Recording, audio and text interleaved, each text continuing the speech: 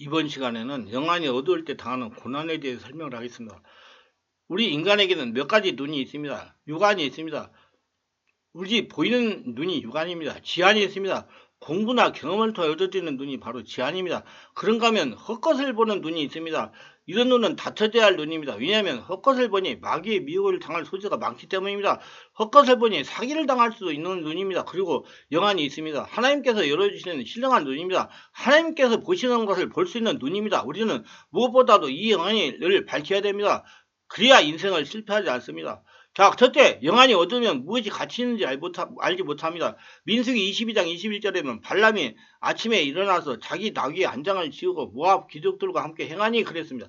본문은 발람이 돈에 눈이 어두워서 이스라엘 저주하기 위해서 모압 왕 발락이 보낸 사신들을 따라 나서는 장면입니다. 이스라엘을 저주하면 하나님께서 저주받아 자기가 죽을 줄도 모르고 돈에 끌려갔습니다. 영안이 어두우면 이렇게 가치 판단을 할 수 없게 됩니다. 영원한 것에 관심이 없고 썩어질 것을 더 귀하게 보입니다. 저는 두부를 좋아하지만 먹을 때마다 전에는 그렇지 않았는데 아깝다는 생각이 합니다. 콩 속에 그 좋은 영양소는 다 물로 흘러가 버리고 단백질만 응고시켜 먹기 때문이다. 감자떡도 마찬가지입니다. 영양을 공부하다가 보니까 음식에 대한 가치 판단이 달라졌습니다. 분재도 우리는 나무가 썩어서 구멍이 나고 고목처럼 되면 가치 있는 줄 알고 고목만 찾아다니면서 감탄하지만 분재 전문가의 말을 들어보니까 나무가 전반적으로 건강하면서 모양이 좋아야 가치가 있다고 그럽니다. 지안이 어두우면 가치 없는 고목만 찾아다니는 말입니다. 이처럼 사람들이 하나님보다 돈이나 세상 것을 더 가치 있게 쫓아다니는 것은 영안이 어두워서 그런 것입니다. 이런 이야기가 있습니다. 스페인 사람들은 아메리카에 금을 캐러 왔다가 그들은 하나님도 잃고 금도 잃었습니다.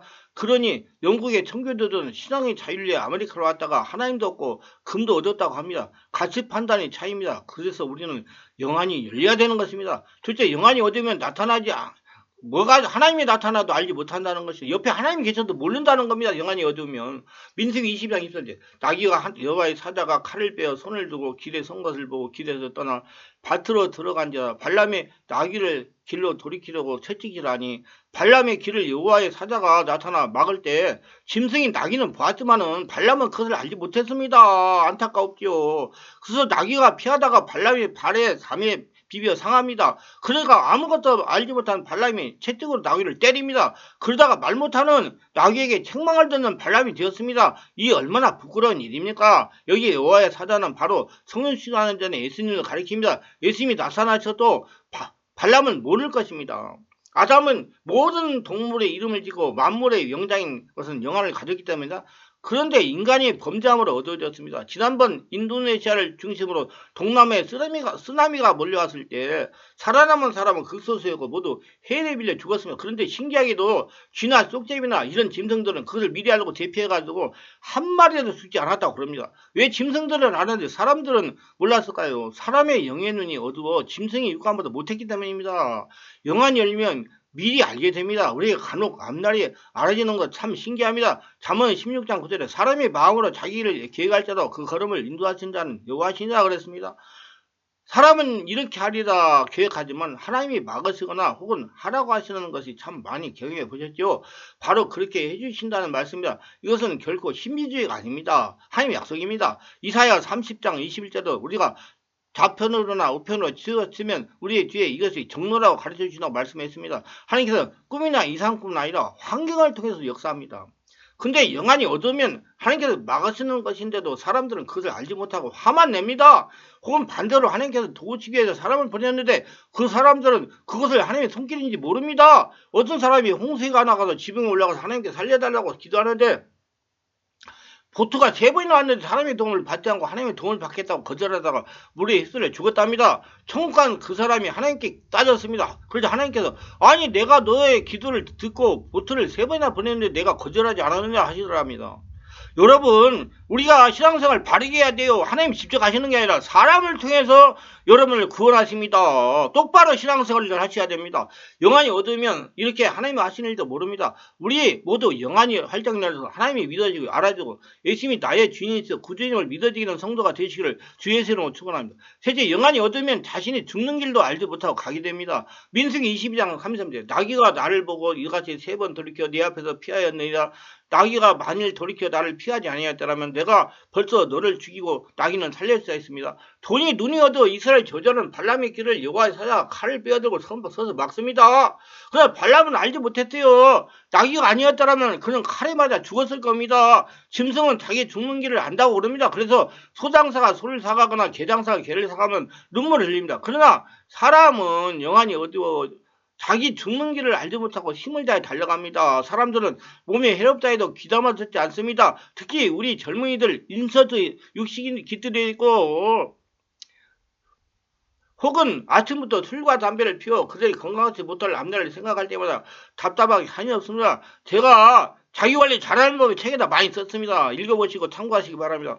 그분 아니다. 지금 많은 사람들이 지옥행 열차를 타고 전속력을 다해 가고 있는데 그걸 알지 못합니다. 영안열을 지옥행 열차 탄 사람들을 천국의 열차로 갈아타게 해야 됩니다.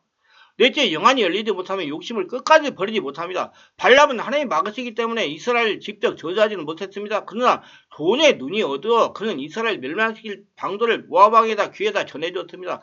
이것이 바로 미인계입니다.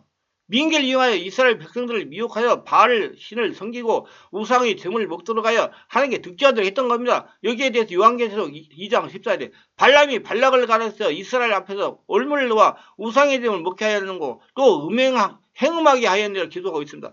그 결과 발람은 이스라엘이 미디안을 정복했을 때 이스라엘이 칼날에 의해 처단을 당했습니다. 욕심이 잉태한도 죄를 낳고 죄가 상승하고 사망을 낳는다는 망고불변의 진리입니다. 마틴 루터는 이렇게 기도했어요. 하나님, 이 세상에 불을 얻으려는 타락한 욕구와 탐욕으로부터 저를 지켜주소서. 이 세상의 권력과 명예를 구하려는 마음을 없애주시고 세상 풍조에 물들지 않게 하소서. 변심 심한 이 세상으로부터 저희를 보호하시어 속임수에 넘어가고 불을 멸류되어 세상을 따르지 않게 하여 주시옵소서. 그럼 우리는 이 시편 기자가 되어 소망하는 그 기도를 드릴 수 있어야 됩니다. 시편 30편 7절 9절입니다. 내가 두 가지를 주께 구하였사오니 나의 죽기 전에 주시옵소서. 고탄하는 거짓말을 내게서 멀리하게 하옵소서. 나로 가난하게도 마옵소서 부하게도 마옵소서. 오직 필요한 양식으로 내게 먹이시옵소서. 혹 내가 배불러서 하나님 모른다 여호와가 누구냐 할까 하며 혹 내가 가난하여 도둑질하고 내 하나님 이름을 욕되게 할까 두려워하나이다. 이 얼마나 아름다운 기도입니까?